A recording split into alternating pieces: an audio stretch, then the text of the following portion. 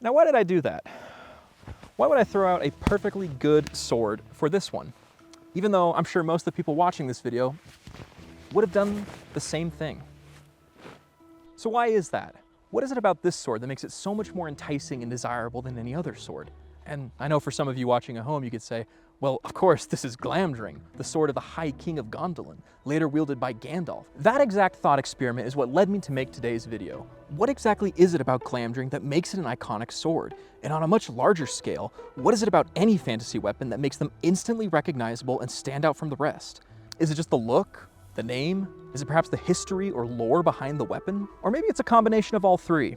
My goal in today's video is to try and find out what exactly makes a weapon iconic and try to boil it down into 3 key pillars of iconicness and take a little exploration into exactly what each pillar is and the effect it has on making this weapon iconic. If you end up enjoying this video, don't hesitate to leave a comment down below. I love engaging with the fantasy community, and especially if there's any weapons you think I forgot, please let me know down below and I'd love to hear about them. And additionally, if you enjoy the rest of the video, consider subscribing as I make variety fantasy content like this all the time. But without further ado, let's get into the video. One of the most obvious aspects about iconic weapons is the look. Often, this aspect alone is enough to put it in the conversation for most iconic weapons of all time. Weapons like Sting, the Energy Sword from Halo, Captain America's shield, the Power Sword from He-Man, the Master Sword from Legend of Zelda, and of course, basically every single lightsaber is instantly recognizable and carries a lot of their weight simply by how they look, sound, and feel. While there are some iconic fantasy weapons that do have pretty mundane designs, I'd say it's a pretty safe bet to say that as a prerequisite, they need to have a cool, unique look to them. And this doesn't always have to be something over the top. There are many simple iconic weapon designs out there that only slightly extend beyond what a normal weapon would look like. To begin with a hands-on example, and what will be my recurring example throughout the majority of this video, let's take a look at Glamdring. Now, let's go ahead and compare Glamdring to this other sword I brought along. Now, while at a first glance, these swords do look fairly similar and carry a lot of the same key features, there are a couple unique aspects that make a sword like Glamdring all the more potent and iconic than just a regular sword like this. For starters, the blade itself is a leaf-bladed design, which is pretty uncommon in history, and outside of the Greek Xiphos, you're pretty unlikely to see it, especially of a sword of this length and size. Secondly, there are runes carved across the crossguard, which adds to its significance and importance in history, which is an aspect we'll talk about later in the video. Oftentimes, the look of a fantasy weapon does more than just endear it to the fan base. It can be a crucial visual cue that the item we see before us isn't just any regular weapon off the street, but has some sort of magical, emotional, or historical significance. Take the Master Sword from Legend of Zelda, for example. Though it has been redesigned a couple times over the years, the first appearance of the sword was in the 1991 game A Link to the Past. During the sequence when you find it, you are searching through the woods and there are many false swords you stumble across. You begin to wonder how you're ever going to be able to tell which of these swords is the one you're looking for. And yet, when you finally stumble across it, beyond the atmosphere of the grove and the pedestal, the way it simply appears on your screen leaves no question that this is the legendary Sword of Heroes. And it's only gotten more and more obvious as the years go on. Sometimes the look of a weapon goes beyond identifying the weapon itself. Sometimes it's the weapon that makes the character iconic. What is Link without the Master Sword? What is Thor without his hammer? Katniss without her bow? Cloud without the Buster Sword? A Jedi without their lightsaber? While these and many other characters do hold good arguments for being more than just simply an extension of their weapon, it is an undeniable fact that oftentimes the inclusion of these weapons is what helps elevate them to this iconic status. And while I've mentioned a lot of swords so far in this video, weapons don't need to be limited to just that. A gauntlet can be an iconic weapon. A chainsaw can be an iconic weapon. Hell, even a ring can be an iconic weapon.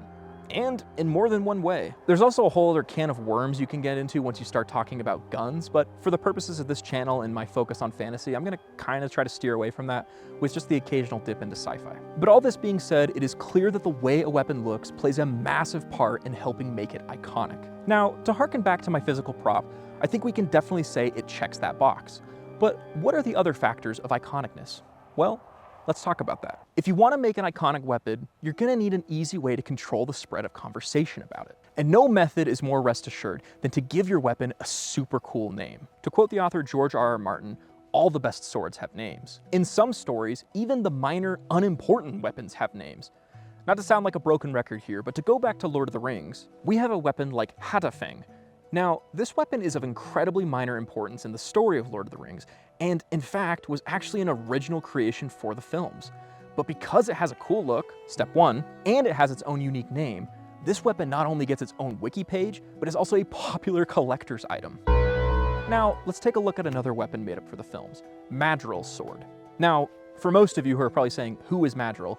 He was Faramir's second in command in the films. And don't quote me on this, but I believe his sword actually gets more screen time and usage than Hatafeng ever got, if you don't count The Hobbit. But despite that, go ahead and try looking it up online. You won't find anything about it. Names are an extremely important aspect of anthropology and our history. To quote Lévi-Breuil, a famous French anthropologist, names are more than classificatory labels. To a significant extent, some things are their names. They regard their names as something concrete and real and frequently sacred. Take Star Wars, for example. They aren't laser swords, they're lightsabers. And if you say it the other way, you will be horrendously corrected and ridiculed by anybody who holds those movies dear to their hearts. Although, funnily enough, as iconic of weapons as lightsabers are, with maybe the exception of the Darksaber, none of them actually have names. They're all just so-and-so's lightsaber. And to bring up an important distinction, they don't always have to be the most profound or well thought out names. Take one of my favorite series, for example, Sokka's Space Sword is still one of my favorite fantasy weapons of all time, and its name is just Space Sword. But to return to the importance and significance of naming, an argument can be made that a blade like Excalibur isn't just a sword. Excalibur is Excalibur. There's no sensical way of rationalizing it, but the name Excalibur gives it its purpose, in the same way that the Master Sword simply is the Master Sword, or the Blades of Chaos, or Kalendor, the sword that is not a sword. Now, you could just refer to those all as Link's sword, Kratos' weapons, or Rand's blade, and you'd probably get a positive Google hit. But anybody who really cares about those stories will tell you that's not what they're called. Names endear us to weapons. I think it's the reason why a novel like Lord of the Rings has so many iconic weapons with names. A direct effect of how much love, time, and effort Tolkien put into the book. And also because Tolkien was the king of naming things. As a brief aside, as much as I love Glamdring, I gotta say one of my favorite fantasy weapons of all time has gotta be Anglekel, which, if you know, you know. But to once again use my physical prop for this video, this weapon is not known as Gandalf's sword. This is Glamdring, the faux hammer, the beater, bright as daylight. See, this weapon is so cool, it has 3 names. Even though faux hammer is technically just a translation of Glamdring into the English language, but it still counts. I'm counting it. This name gives a weapon its identity. It adds to its mythology. And while we'll get into that a little bit more in the next section, I think it's worth taking a moment to recognize some of the best and most iconic weapon names in all of fantasy and mythology. In the Cosmere, Oathbringer and Nightblood are 2 weapon names that are made all the more cooler by just how impressive and deadly these swords are. In keeping with oaths, Game of Thrones has Oathkeeper, Longclaw, Ice, and Needle, just to name a few important ones. Lord of the Rings has plenty I can list off, but Anduril, Orcrist, and Sting I believe deserve to be mentioned. In Skyrim, you have Dawnbreaker and Wuthrod, to name 2 of my favorites. You have the Elder Wand from Harry Potter, Batarangs from DC Comics, which is just such a fun word to say. In a similar vein of superheroes, though stemming more importantly from Norse mythology, is Thor's hammer Mjolnir. And I would also like to give a special mention to Odin's spear Gungnir, which I feel is often overlooked. Now, I could keep going on and on about weapons, but for the interest of time, I think I'm gonna go ahead and move on to the next section. Though, if you're sitting at home screaming at me from behind your screen because I didn't mention the one weapon you wanted me to talk about, please feel free to leave it down in the comments below, as I would love to spread more awareness for these iconic weapons, and I'm also interested to hear what everyone else's favorite weapons are. Now, the last of the 3 pillars I had briefly mentioned before is history, which I think is arguably the most impactful and influential determination for whether or not a weapon will truly become iconic. Because you can make your weapon look cool, you can give it an awesome name, but until something actually happens with it, you haven't really created a fantasy weapon, you've just created a fantasy relic. And to prove my point, I'll delve a little bit outside the realm of fantasy and dip into sci-fi a bit to talk about a weapon that doesn't have a name, it doesn't look particularly cool, but yet it's become an iconic and beloved centerpiece of this fandom in its own right. And although there are a few different examples of this phenomena in media, The one I specifically want to touch on is Steve's bat from Stranger Things. Now, this weapon is honestly pretty mundane. It's just a bat with nails in it, which has been done in fiction many times before. It also doesn't even have a name. But because of the history of this bat, what it was used for, and the story beat in the show that really saw it shine, it's kind of taken on a new life of its own. So much so that most people forget it wasn't even Steve's bat, it was Jonathan's. Sometimes it's the scene of the hero claiming the weapon that makes its history iconic. Maybe there were great deeds accomplished with it in the past that cause a looming presence of grandeur to hover over its wielder. Other times it's the deeds that are accomplished with it in the present story that cause the weapon to become iconic. I think Bilbo's sword Sting is a fun example of a weapon that may have indeed had a lore-rich history, but we never learn about it.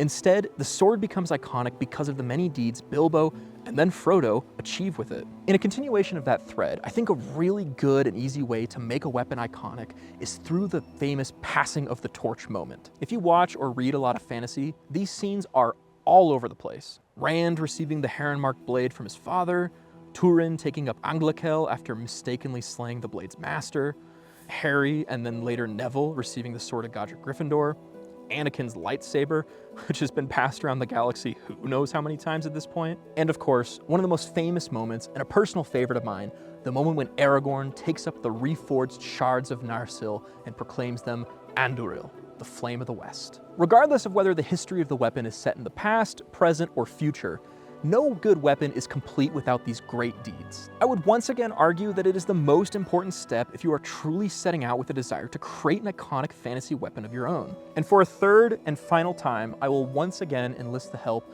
of Glamdring, the sword of the First Age Elven King Turgon, ruler of Gondolin, who wielded this sword against the forces of Morgoth during the War of Wrath, and whose history is inscribed upon its crossguard.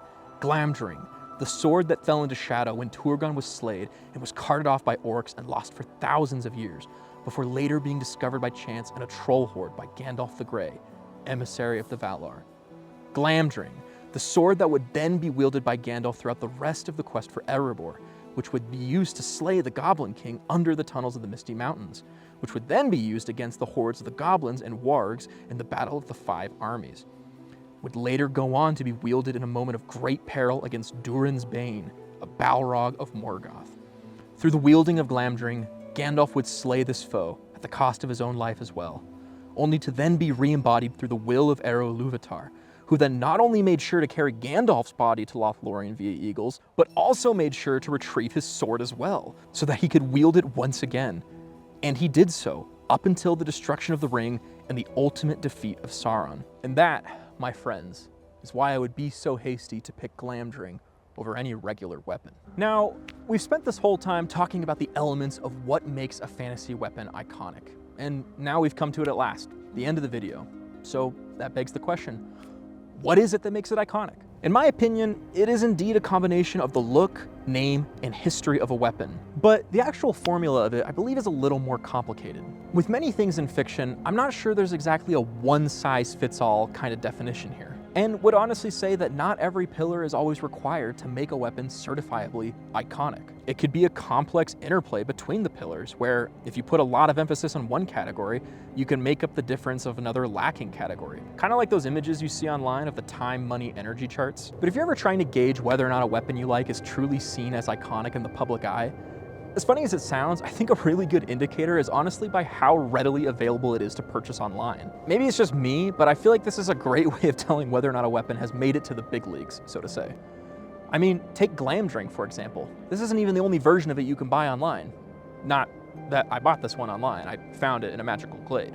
In the end, there is an important distinction to make between whether or not a weapon is seen as iconic on a major scale or whether or not you feel it is iconic on a personal level. And if you take anything away from this video, I hope it's that a weapon being iconic to you is just as valid a reason to claim it's iconic, regardless of if it shows up on merch or not. I mentioned the sword Anglakel from the Silmarillion, forged by the Dark Elf Eöl and given to King Thingol as tribute. This is probably one of my favorite and most personally held iconic blades in all of fiction, but I know it really isn't that iconic. Sure, there are a lot of Tolkien fans out there that know this sword, but if you haven't read the Silmarillion or you aren't fluent at navigating Tolkien Gateway, you're probably a little unfamiliar with what it is. And that's okay to me, and it should be okay to everyone. Being iconic shouldn't be confused with being famous.